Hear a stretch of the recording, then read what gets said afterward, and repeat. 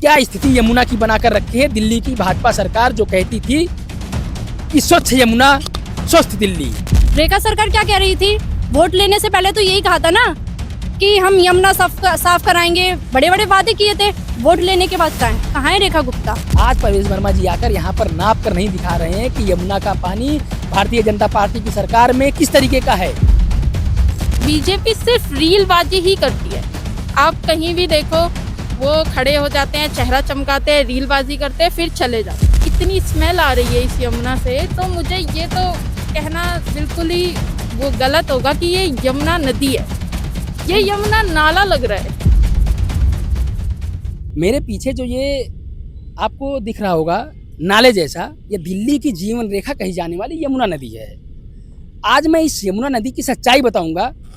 नमस्कार, मैं राजन पांडे और आप देख रहे हैं बतंगड़।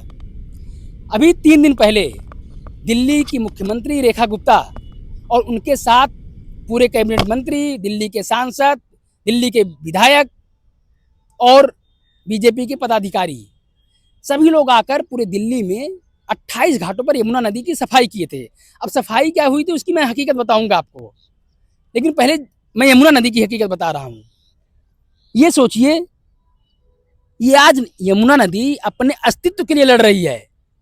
पूरा दिल्ली का चुनाव भारतीय जनता पार्टी इस यमुना नदी के नाम पर लड़ी थी। जब आम आदमी पार्टी की सरकार थी, तब जो आज उप मुख्यमंत्री हैं परवेश वर्मा जी, वो आते थे, बॉटल उठाते थे, नदी में डालते थे इसी यमुना में, और नाप कर दिखाते थे कितना गंदा पानी है। आज मैं भी वही काम करूंगा, मैं भी वही बॉटल उठाऊंगा और आपको सच्चाई दिखाऊंगा कि आज कितना गंदा पानी है। अभी ये जून चल रहा है, अभी भी बरसात का पानी अभी नहीं आया है, क्योंकि ये भी नहीं कह सकते कि दूसरे स्टेट का पानी आया हुआ है, बहुत गंदगी इसलिए फैल गई है। जून के महीने में आज मैं बॉटल में, जिस बॉटल में परवेश वर्मा जी दिखाते थे पूरे दिल्ली वासी को और पूरे भारत को कि दिल्ली की यमुना को कितना गंदा कर दिया, आज उसी यमुना की मैं हकीकत आपको दिखाऊंगा। ये एक बॉटल था, मैं बॉटल बस उठा लिया था। मैं पानी आपके सामने भरूंगा। पहले ये देखिए, मैं पानी भर रहा हूँ और इसकी मैं हकीकत दिखाता हूँ। अब ये सोचिए और आप देखिए और आप तय करिए कि क्या स्थिति यमुना की बनाकर रखी है दिल्ली की भाजपा सरकार, जो कहती थी कि स्वच्छ यमुना स्वस्थ दिल्ली। और ये आज बीमार यमुना और पूरा बीमार दिल्ली। ना तो दिल्ली की पानी सही है, ना दिल्ली का हवा सही है, और ना ही दिल्ली का वातावरण सही है। और इसकी सबसे बड़ी जिम्मेदारी अगर किसी की है तो वो भारतीय जनता पार्टी की है, जो सरकार सत्ता में बैठी है। आज भी यमुना में वही पानी, वही पैकेट, वही पॉलीथीन वैसी की वैसी पड़ी हुई है। आज परवेश वर्मा जी आकर यहाँ पर नाप कर नहीं दिखा रहे हैं कि यमुना का पानी भारतीय जनता पार्टी की सरकार में किस तरीके का है। यहाँ आना चाहिए। जब साफ सफाई करवा रहे थे, और साफ सफाई नहीं, वो सिर्फ जानते हैं क्या था? वो था दिखावा, वो रीलबाजी। रीलबाजी और रियल में अंतर होता है। जब भारतीय जनता पार्टी सरकार बनाई थी तो आप भी देखी होंगी, दिल्ली में आप भी रहने वाली हैं, बड़ी बड़ी नेशनल मीडिया भी दिखाई थी कि बड़ी बड़ी मशीनें यमुना में उतारी गई थी। ऐसा बोला जा रहा था कि अब यमुना पूरी तरीके से स्वच्छ हो जाएंगी, यमुना का पानी कोई भी आएगा बिना किसी ट्रीटमेंट के तुरंत पीने लगेगा। क्या ऐसा कुछ दिख रहा है आपको? देखो, आप खुद ही देख सकते हैं कि कितनी बड़ी बड़ी मशीनें लगी हैं। देख सकते हैं कि पूरा पानी कितना साफ हो चुका है।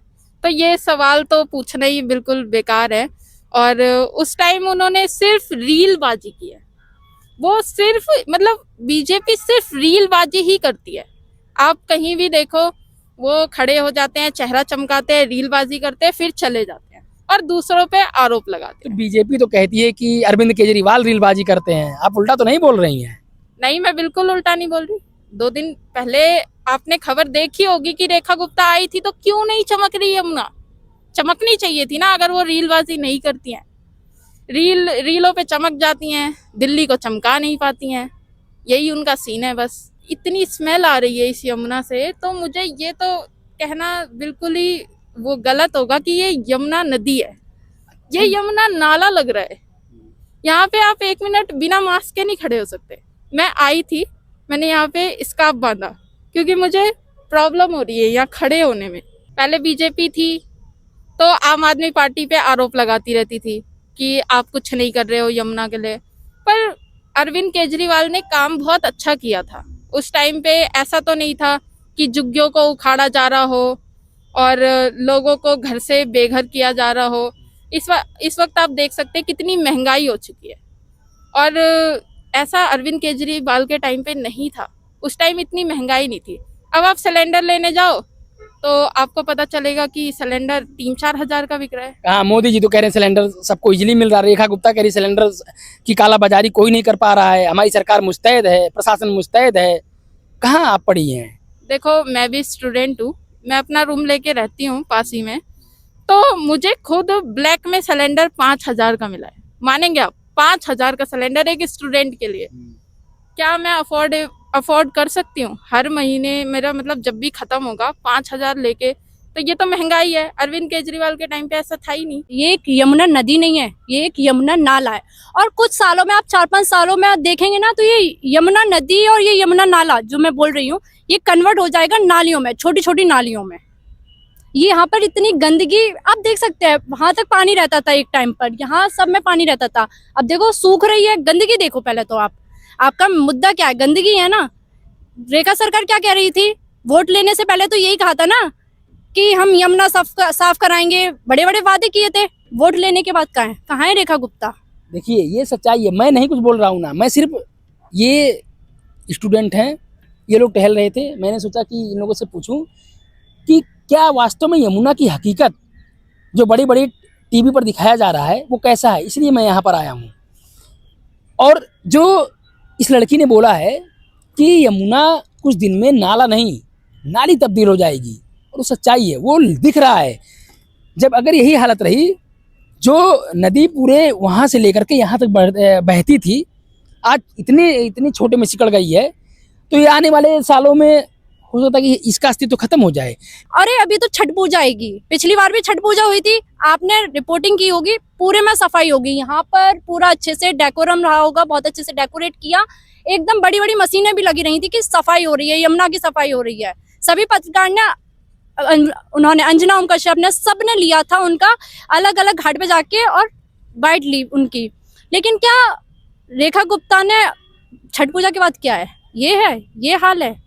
कभी नहीं होने वाली सफाई। आप सोच रहे हैं जब तक अच्छी गवर्नमेंट नहीं मिलेगी, हमें इसकी यमुना की सफाई नहीं होगी, हमें एक नई गवर्नमेंट चाहिए। बीजेपी हमेशा कहती थी ना कि हमारे नेता का नेतृत्व, नियति सब क्लियर है, लेकिन हमें तो लगता है कि नेतृत्व तो क्लियर हो सकता है, क्योंकि नेतृत्व बड़े बड़े होर्डिंग, बड़े बड़े पोस्टर, बड़े बड़े डिजिटल प्लेटफॉर्म पर रील देकर, मीडिया में बयानबाजी देकर आप नेतृत्व तो कर सकते हैं, लेकिन क्या नियत से, अच्छी नियत से इस यमुना की सफाई कर दिल्ली वासियों को या एनसीआर के लोगों को यमुना को साफ करके दे सकते हैं?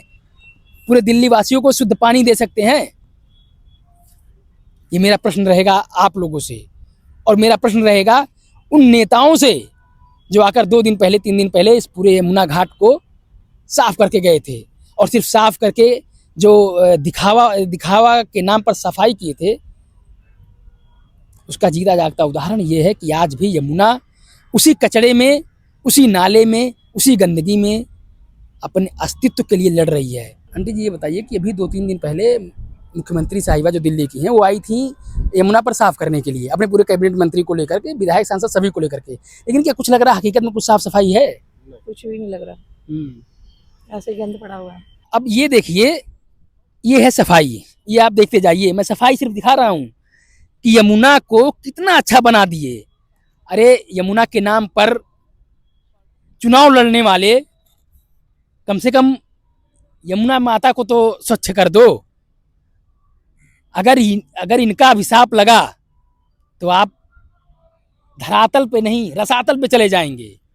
ये यमुना के नाम पर जो साफ सफाई के नाम पर यमुना को गंदा बनाया जा रहा है।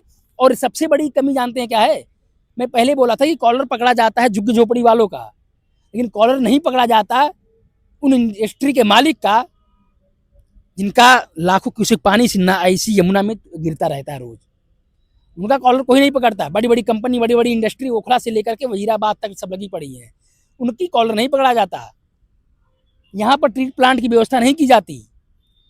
क्यों नहीं एक जो ग्रीन ट्रिब्यूनल है वो एक पॉलिसी लेकर आती कि अगर आप वाटर ट्रीटमेंट प्लांट नहीं लगाएंगे तो आप कंपनी नहीं चला पाएंगे।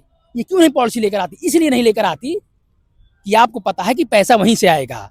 अगर उनके साथ कड़ा कदम उठाएंगे, ठोस कदम उठाएंगे, तो आपके लिए और आपकी सत्ता दोनों खतरे में आ जाएगी। परवेज वर्मा जी, ये देखिए जो सफाई आप किए हैं, इसको दिखाओ। ये सफाई के नाम पर जो नंगा नाच हुआ है, इसको आप देखिए। और मैं बार बार ये कहना चाहूँगा कि अपने ऑडियंस से, अपने जनता से, कि जरूर इस पर प्रतिक्रिया दीजिएगा आप कि क्या सफाई हुई है और क्या ये हकीकत यमुना की है। ये आप देखते जाइए, ये यमुना के घाट की सफाई है।